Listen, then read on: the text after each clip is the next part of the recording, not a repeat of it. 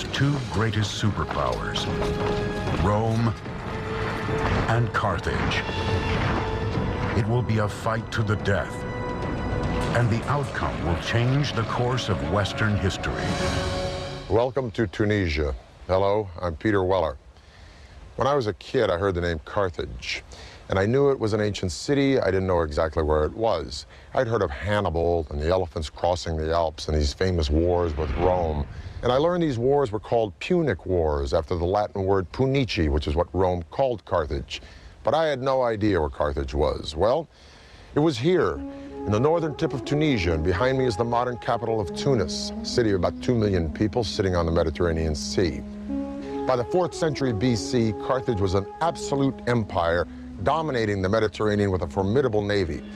But the original legend of Carthage starts in the eastern Mediterranean city of Tyre. Phoenician city of Tyre, and a beautiful woman named Dido, and the jealousy and greed and lust for power that would absolutely rip a royal family apart. Dido was the beautiful daughter of King Matan. Her husband was an ambitious Phoenician who had met an untimely end. He was murdered by her brother, Pygmalion. Terrified for her life, Dido fled across the Mediterranean from her homeland of Tyre to a no-man's land at the northern tip of Africa. There she bargained with the native people to buy as much land as could be covered with the hide of an ox. Clever and cunning, Dido cut the hide into the thinnest of strips, then arranged them to enclose a large section of fertile land. There, under her governing hand, the fantastic Qart-ḥadašt, or new city, would be engineered. When they came to Carthage, sized up the bay, looked at the mountains, looked at the flow of the rivers, looked at a place, the Bursa, which would be a great defensible fortress site, they said, this is it. This is where we will build our city. Dido's settlement, Carthage, quickly prospered. According to legend, tales of its wealth and Dido's beauty spread all the way to Erebus, king of the Moors. Part of Dido's story is this tale of the king of the Libyan natives, Iarbas, who wishes to marry her, but she refuses to do so. According to the storytellers, it's out of love for her assassinated husband, and she climbs onto a self-built funeral pyre and burns herself up. It was here, from her ashes, that one of the greatest empires in the known world would rise. Surrounded by bigger powers and with little land, the Phoenicians of Carthage turned to the sea.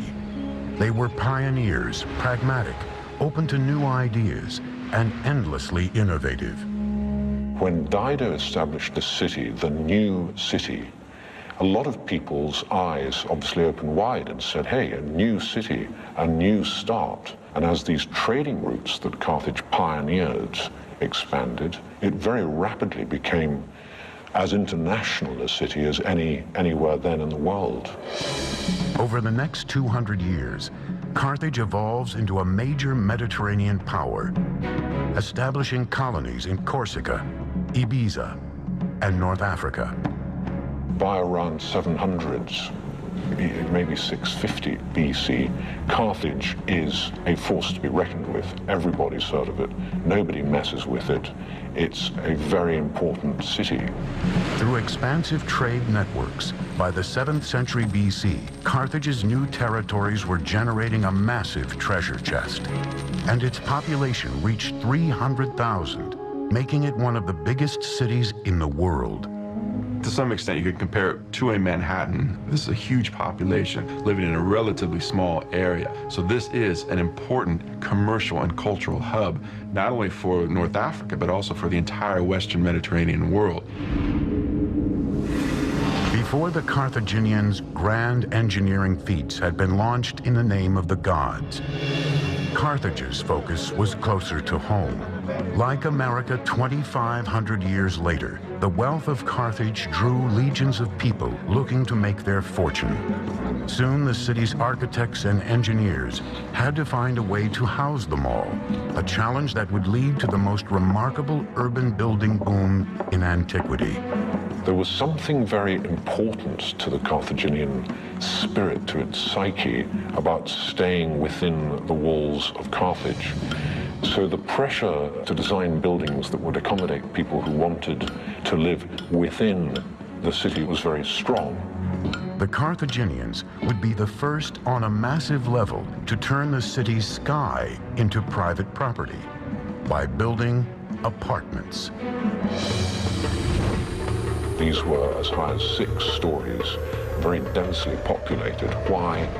Because people wanted to come to Carthage. It was a successful, happening place. If you wanted to get on in life, you wanted to come to Carthage. To build a city for the ages, first they would need materials with which to build it. The answer was located at El Hawariya on Tunis Bay. There in these remote quarries was a seemingly endless supply of limestone that was both easy to work with and quick to put up. Limestone is the perfect choice for building, and there were limestone depositions geologically in that area, in that basin, very close at hand. Archaeologists speculate that, like the Egyptians before them, the Carthaginians cut each block of stone using the simplest of means: water and wood. After they've chiseled a dotted line channel along the face of a rock, they take a wooden wedge, stick it in there, if it's deep enough, and then wet the wood. And what will happen naturally is the wood will expand with the water, and then it'll naturally crack the stone. The increased pressure from the expanding wood caused the stone to crack in almost perfect lines. From there, workers separated each block using crowbars and other tools. Once the massive blocks of stone were quarried and transported to the city, the Carthaginians used pier and panel style construction to quickly transform Carthage into a dynamic capital. It's very clear that by using stone in the first place, they weren't ready to pick up and go elsewhere. They were looking down the long term. For each metropolis to survive, it needs a constant source of running water. Carthage was no different, so the ancient city engineers turned to cisterns like this. Each cistern was made of a double layer of eggshell, ash, and clay, made the cistern absolutely watertight. Every home enjoyed access to a cistern through a series of pipes and channels. Carthaginians had fully equipped bathrooms with tubs and sinks and even showers years before ancient Rome. We have clear evidence, way before the foundation of Carthage, of domestic plumbing.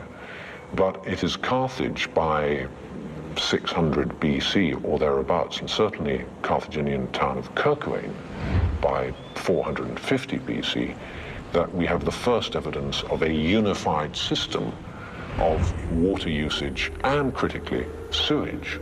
Any fool can put in a bathroom, but the question is what to do with the waste water.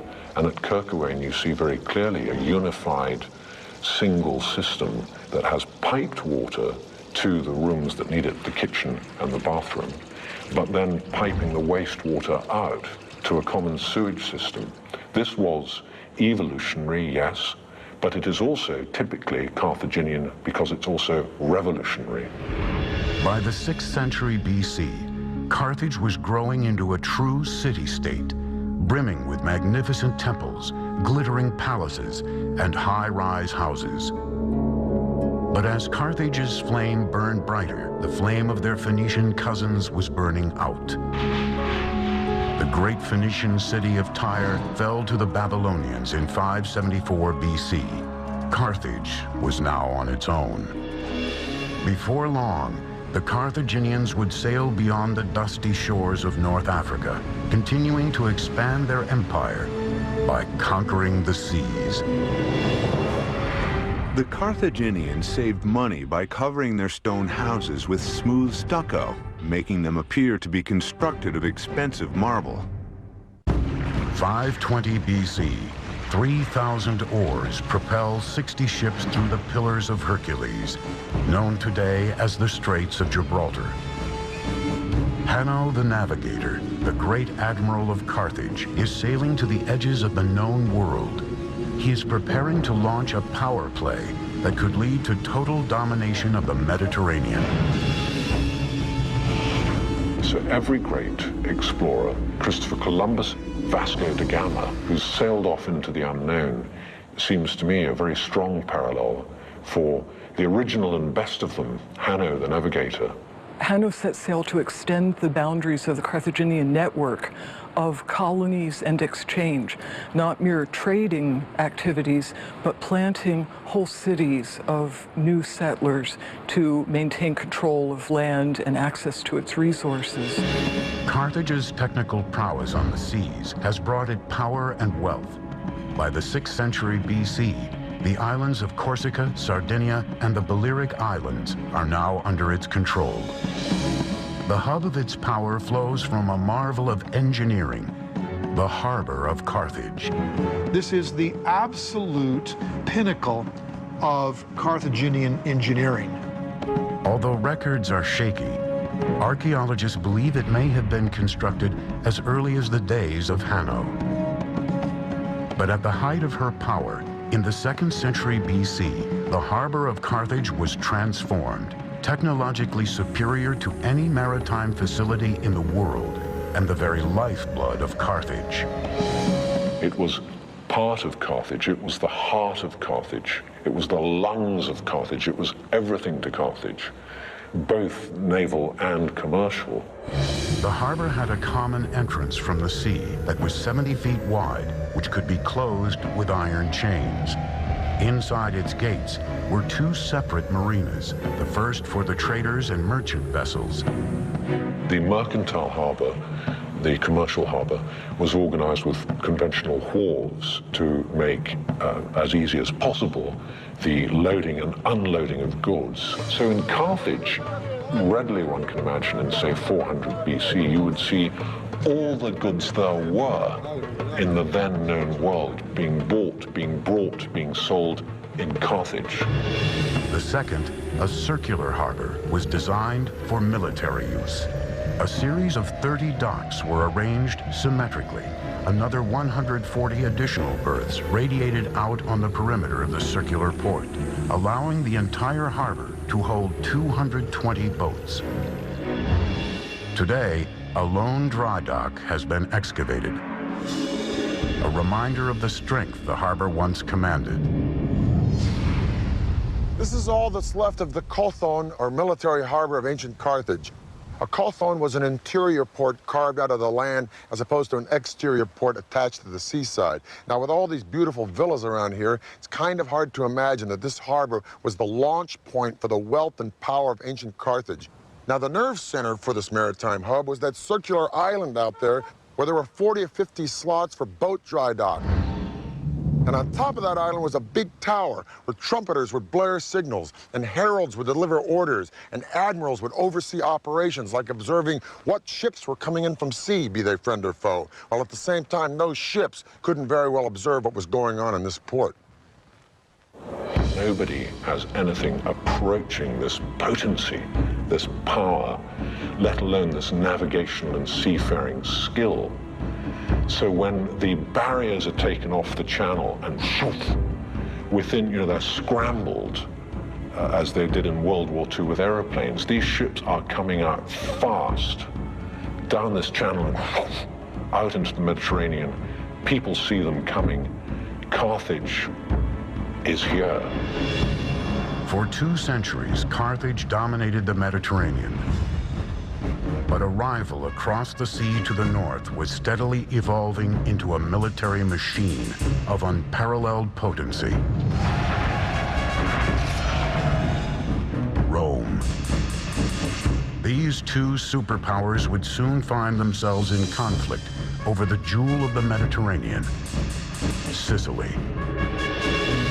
Carthage was built to trade, and Sicily was critical to that trading.